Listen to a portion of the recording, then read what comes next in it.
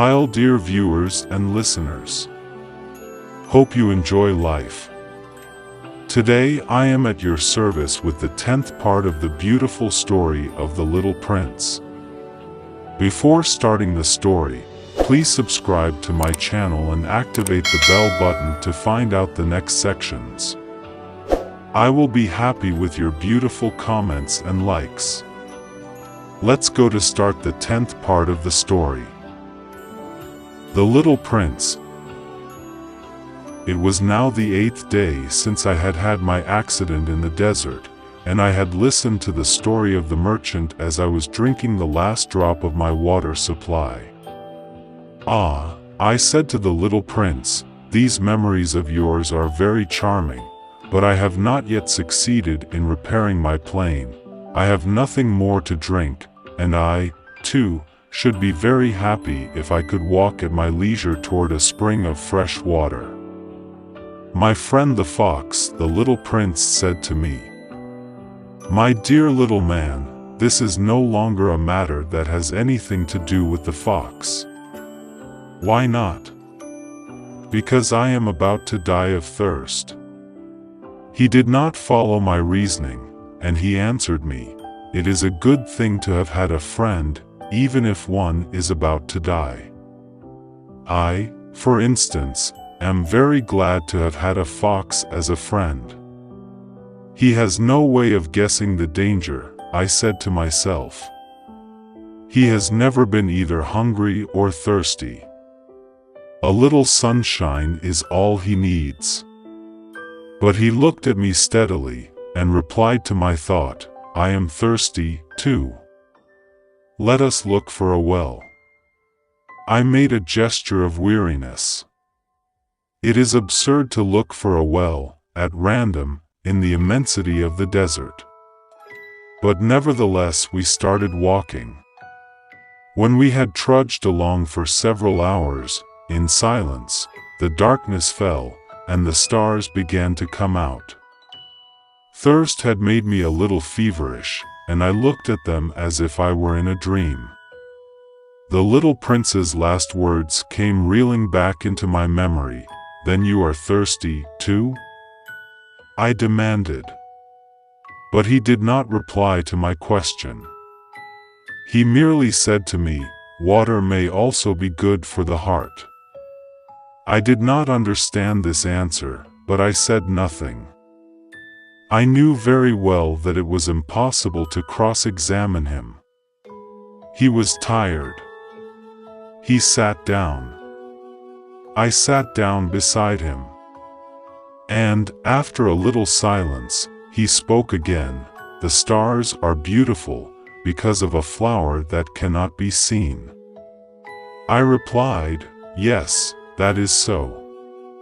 And, without saying anything more, I looked across the ridges of sand that were stretched out before us in the moonlight. "The desert is beautiful," the Little Prince added. And that was true.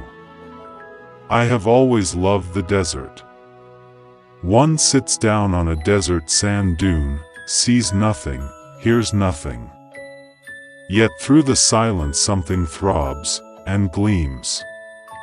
"What makes the desert beautiful," said the Little Prince, "is that somewhere it hides a well." I was astonished by a sudden understanding of that mysterious radiation of the sands. When I was a little boy I lived in an old house, and legend told us that a treasure was buried there. To be sure, no one had ever known how to find it, perhaps no one had ever even looked for it. But it cast an enchantment over that house.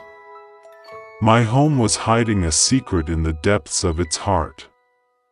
"Yes," I said to the Little Prince. "The house, the stars, the desert, what gives them their beauty is something that is invisible." "I am glad," he said, "that you agree with my fox." As the Little Prince dropped off to sleep, I took him in my arms and set out walking once more. I felt deeply moved and stirred. It seemed to me that I was carrying a very fragile treasure. It seemed to me, even, that there was nothing more fragile on all earth. In the moonlight I looked at his pale forehead, his closed eyes, his locks of hair that trembled in the wind, and I said to myself, what I see here is nothing but a shell. What is most important is invisible. As his lips opened slightly with the suspicious of a half-smile, I said to myself, again, what moves me so deeply about this little prince who is sleeping here is his loyalty to a flower, the image of a rose that shines through his whole being like the flame of a lamp, even when he is asleep. And I felt him to be more fragile still. I felt the need of protecting him, as if he himself were a flame that might be extinguished by a little puff of wind. And, as I walked on so, I found the well, at daybreak. Men, said the little prince, set out on their way in express trains, but they do not know what they are looking for. Then they rush about, and get excited, and turn round and round. And he added, it is not worth the trouble. The well that we had come to was not like the wells of the Sahara. The wells of the Sahara are mere holes dug in the sand. This one was like a well in a village. But there was no village here, and I thought I must be dreaming. It is strange, I said to the little prince. Everything is ready for use, the pulley, the bucket, the rope. He laughed, touched the rope, and set the pulley to working. And the pulley moaned, like an old weather vane which the wind has long since forgotten. Do you hear? Said the little prince. We have wakened the well, and it is singing. I did not want him to tire himself with the rope. Leave it to me, I said. It is too heavy for you. I hoisted the bucket slowly to the edge of the well and set it there, happy, tired as I was, over my achievement. The song of the pulley was still in my ears, and I could see the sunlight shimmer in the still trembling water. I am thirsty for this water, said the little prince. Give me some of it to drink. And I understood what he had been looking for. I raised the bucket to his lips. He drank, his eyes closed. It was as sweet as some special festival treat. This water was indeed a different thing from ordinary nourishment. Its sweetness was born of the walk under the stars, the song of the pulley, the effort of my arms. It was good for the heart, like a present. When I was a little boy, the lights of the Christmas tree, the music of the midnight mass, the tenderness of smiling faces, used to make up, so, the radiance of the gifts I received. The men where you live, said the little prince, raise 5,000 roses in the same garden, and they do not find in it what they are looking for.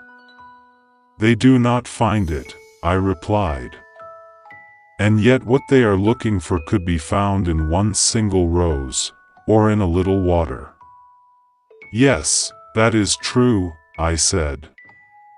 And the little prince added, but the eyes are blind.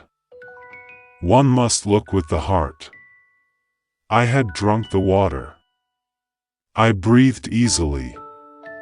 At sunrise the sand is the color of honey. And that honey color was making me happy, too.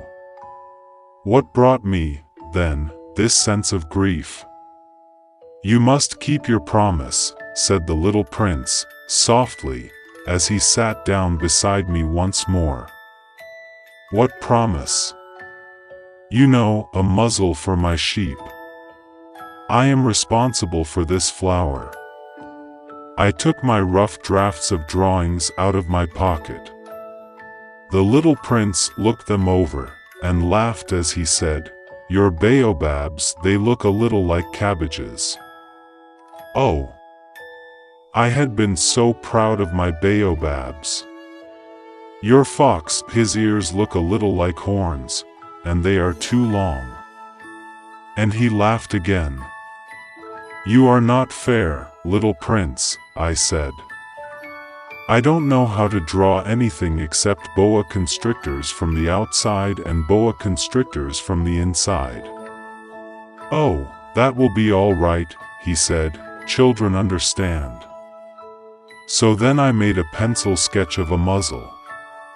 And as I gave it to him, my heart was torn. You have plans that I do not know about, I said.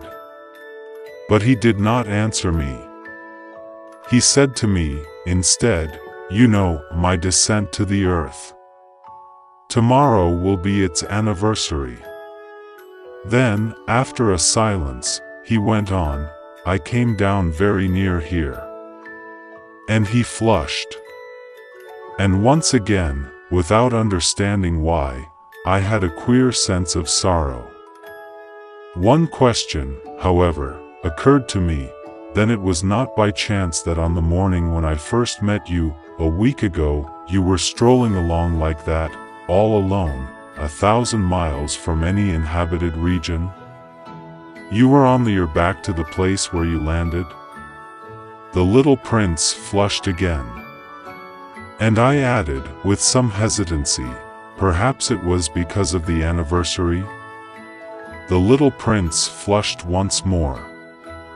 He never answered questions, but when one flushes, does that not mean yes? Ah, I said to him, I am a little frightened, but he interrupted me. Now you must work. You must return to your engine. I will be waiting for you here. Come back tomorrow evening. But I was not reassured. I remembered the fox. One runs the risk of weeping a little, if one lets himself be tamed. So let me tell you the story in the next parties. Take care of yourself until then. Be in the shelter of wisdom.